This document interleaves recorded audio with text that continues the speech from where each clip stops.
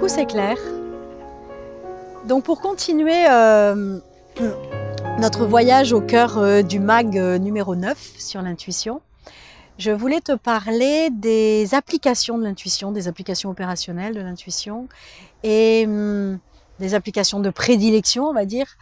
Et je voulais te parler aussi des freins. Le gros frein à l'intuition, c'est de ne pas couper le cerveau rationnel, tout simplement. Mais je te raconterai aussi les freins. Donc les applications de l'intuition, ça peut être au niveau personnel, si je cherche à déménager, ça peut être de visualiser le lieu futur dans lequel je vais habiter et de visualiser dans quel lieu je me sens le mieux. Ça va être aussi de visualiser s'il y a une place de parking et de ressentir si dans cet étage-là, il y a une place de parking ou pas. Ça va être à chaque fois dans la vie quotidienne de se connecter. Je vais à une soirée et je me connecte à l'avance à quelle va être l'ambiance de la soirée. Et bon, enfin Alexis, c'est mieux raconté que ça que moi parce que je sais comment je l'utilise au quotidien, mais c'est toujours déstabilisant parce qu'on n'a pas l'habitude. Mais c'est intéressant. Les applications opérationnelles dans le monde du boulot, de l'intuition, elles se développent de plus en plus dans le milieu professionnel. Elles se développent donc du coup dans l'armée américaine et tout ce qui est les travails des mentalistes, les travails des intuitifs. Pour découvrir, quand on n'a pas du tout d'informations sur quelque chose, on fait appel à des intuitifs. Donc ça, c'est bien connu. Et j'ai pris mon petit papier parce que je sais pas, j'utilise l'intuition au quotidien, mais c'est nouveau, on me l'a pas appris à l'école. Donc du coup, je reprends par exemple l'intuition va nous permettre va avoir un usage de prédilection dans la communication. Donc déjà, une meilleure communication avec soi-même, mais surtout dans le marketing. Donc ça, c'est mon univers, le marketing. L'intuition, plutôt que d'aller faire des tonnes et des tonnes d'études consommateurs ou d'études, c'est d'aller se connecter et de capter l'information de qu'est-ce qu'a besoin mon consommateur. L'intuition aussi va permettre d'élaborer 2 ou 3 messages publicitaires et va permettre de capter dans telle cible précise, et ben c'est ce message-là qui va fonctionner le mieux. Donc l'intuition permet de faire d'énormes raccourcis et permet d'éviter d'énormes études marketing. Alors je dis pas que c'est systématique et qu'il faut éviter toutes les études, mais l'intuition avec un positionnement marketing bien défini va permettre aussi de se capter à ce que veut sa cible et la réponse sur un logo ou sur des couleurs ou sur des codes couleurs à utiliser. L'intuition est très utilisée aussi dans les ressources humaines. Donc dans les ressources humaines, je t'ai expliqué dans la vidéo sur la remote viewing, sur la méthode du lieu caché à l'aveugle.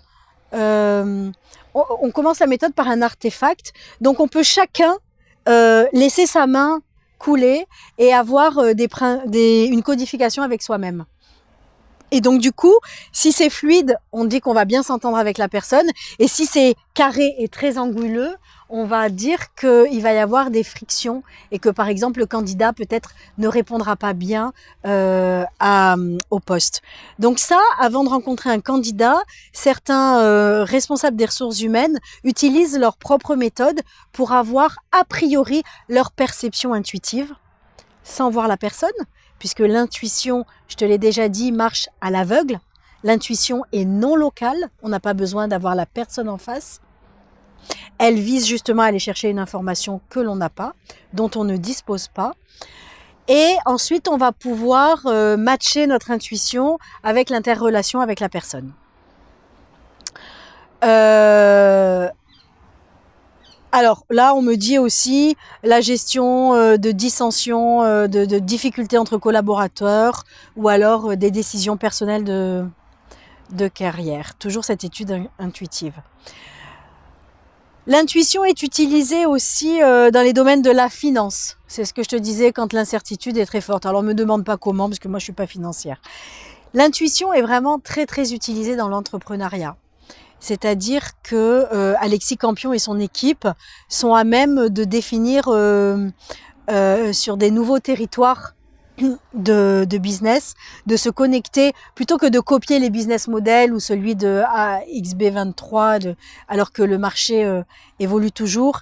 C'est finalement par la méthode intuitive de venir corroborer des différents modèles et de venir tester différents modèles d'entreprise. Elle est utilisée aussi dans l'industrie pour se connecter dans les domaines de l'audit. Moi, je le fais ça au quotidien. L'univers dans lequel j'évolue dans le web marketing est tellement multidimensionnel et 360 que du coup, j'utilise la méthode intuitive pour savoir quel est le tiroir que je dois ouvrir aujourd'hui, pour savoir quel est le tiroir où il y a un problème.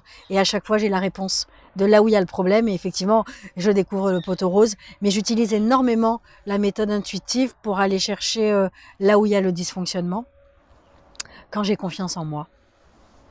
Donc l'intuition, elle a le prérequis de la confiance. Donc il faut travailler la confiance aussi. Donc dans le développement durable, dans les tendances, dans les prospectives et dans l'enseignement aussi. Alors là, je peux pas te dire, je colle sur l'enseignement, c'est pas mon... Si, pardon, dans l'enseignement. Du coup, j'ai appris à Hugo, mon fils, je lui ai dit, écoute, quand tu as une leçon, connecte-toi. J'ai essayé, je sais pas si ça marche. Il faudrait développer et faire un peu plus d'études là-dessus. Connecte-toi à ce qui est le plus important dans la leçon. Et puis du coup, vas-y de cette façon, d'abord connecter, parce que je sais que le gamin, il est assez connecté dans les étoiles. Donc je lui dis, utilise ta capacité d'imagination, utilise ta capacité de partir et de pas être à l'aise des fois avec trop de rationnel, pour essayer de te capter sur une leçon, de capter quels vont être les points principaux. Donc voilà, ça c'était les domaines d'application de l'intuition. Je sais pas si j'ai été convaincante, mais en tout cas, moi j'ai appliqué l'intuition pour développer ce projet voyage intérieur et se rendre la vie belle. Comment j'ai développé les MAG, je l'explique vraiment en détail dans un article de ce voyage 9. J'ai utilisé pas à pas, et j'utilise pas à pas la méthode de l'école de l'intuition remote viewing. Je pose la question, ça ressemble à quoi ce que j'ai envie de transmettre et qui me tient à cœur, à savoir Marshall Rosenberg, Byron Katie, Joe Dispenza, mon voyage intérieur. Et du coup, je fais pas à pas la méthode. Et du coup, j'ai fait la phase 1. Et du coup, ça ressemble quoi? Et c'est machin. Et tous les adjectifs, j'en ai pondu 4 ou 5 pages d'adjectifs. Donc déjà, je savais l'énergie dans laquelle je voulais créer. Et ensuite, la phase 2, j'ai dit ça ressemble à quoi? De phase, de profil à l'intérieur. Et du coup, toutes les pages se sont dessinées. Il y a des images, il y a des images, il y a des images. Il y a du texte, il y a du texte, il y a du texte, il y a du texte. Il y a des images, il y a des images, il y a du texte, il y a du texte, il y a du texte. À la fin, j'ai pris ma session intuitive. Et j'ai dit, en fait, c'est pas un livre, c'est pas un site internet, c'est pas des vidéos, en tout cas, ça ressemble à un magazine hyper illustré, sous le mode du voyage, avec des textes et des témoignages, des gros titres et plein d'images et plein d'images et plein d'images, et de la légèreté et de la joie et de la facilité, et de transmettre ces pépites qui sont des pépites de vie de façon légère, fun. Donc voilà... j'ai pris en photo ma session intuitive et je l'ai envoyée à ma graphiste. En l'occurrence, c'était ma fille Camille. Et je lui ai dit, écoute, je sais pas bien ce que je veux raconter, je sais pas bien encore, mais voilà à quoi ça ressemble, je t'envoie ma session intuitive. Elle est allée sur Internet, elle a cherché plein de modèles de magazines, elle m'a envoyé plein de magazines de voyage, j'ai retenu cette maquette de magazine de voyage, et tout d'un coup, les 12 numéros me sont venus comme ça d'un seul coup. D'abord 8, et après 12, par la méthode intuitive, par la canalisation, par des idées d'une évidence. D'abord, c'est connais-toi et vise tes rêves. Ensuite, c'est Marshall Rosenberg. Ensuite, c'est Byron Katie. Ensuite, c'est la gestion des émotions. Ensuite, c'est la loi de la résonance. C'est même pas mon cerveau rationnel qui crée. C'est boum, boum, boum, boum, boum, boum, boum. Donc voilà, je t'ai tout livré à quoi sert l'intuition. En tout cas, j'ai créé ces magazines et j'ai créé ce projet à partir de cette méthode intuitive.